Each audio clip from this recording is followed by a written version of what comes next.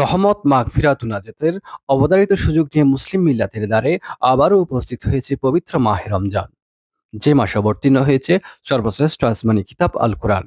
পবিত্র কোরআন অবতীর্ণ হওয়ার মাসে কোরআনুল কারিমের মর্যাদা মাহাত্ম্য তুলে ধরার জন্য প্রতি বছর কাগথিয়ালিয়া গাউসুল আজম দরবার শরীফে অনুষ্ঠিত হয় ঐতিহাসিক কতমে কোরআন মাহফিল। তেলাওয়াতে কোরআনকে একদিকে যেমন অবসীম পর্যায়ে নিয়ে গেছেন, অন্যদিকে নূরে কোরআন তথা ফয়েজে কোরআনের বিতরণের মাধ্যমে কোরআনের শাশ্বত সৌন্দর্যকে প্রতিষ্ঠিত করেছেন খলিফায়ে রাসূল সাল্লাল্লাহু আলাইহি ওয়াসাল্লাম হযরত গাউসুল আজম রাদিয়াল্লাহু আনহু। হাদিস শরীফে প্রিয় রাসূল সাল্লাল্লাহু আলাইহি ওয়াসাল্লাম ইরশাদ করেন, তোমরা কোরআন পাঠ করো, কেননা কিয়ামতের দিন কোরআন তার পাঠকের জন্য সুপারিশকারী হিসেবে আগমন করবে।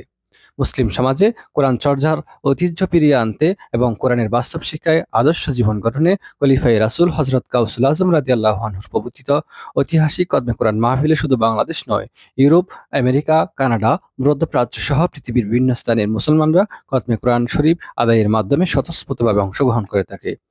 প্রতি বছর আদায়কৃত হাজার হাজার খতমে কোরআন যার সাক্ষ্য বহন করে।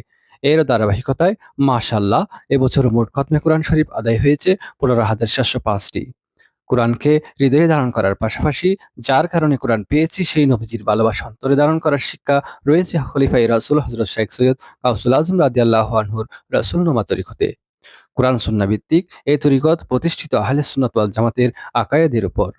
নূরে কোরআন ও প্রিয় নবীজির নূরে বাতেন কলবেনী আধ্যাত্মিক উন্নতির মহাসোপান হযরত গাউসুল আজম রাদিয়াল্লাহু আনহু তরিকত, যার ছায়াতলে এসে সৃষ্টি পাচ্ছে স্রষ্টার সন্ধান, অশান্ত অন্তরে টাই নিচ্ছে অপরন্ত এহসান।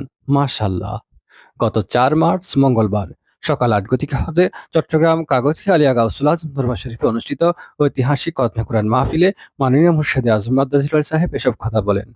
কতমে কোরআন মাহফিলে বক্তব্য রাখেন মুফতি মাওলানা কাজী মোহাম্মদ আনোয়ারুল আলম সিদ্দিকী, চট্টগ্রাম বিশ্ববিদ্যালয়ের গণিত বিভাগের chairman professor doctor Jalal Ahmad.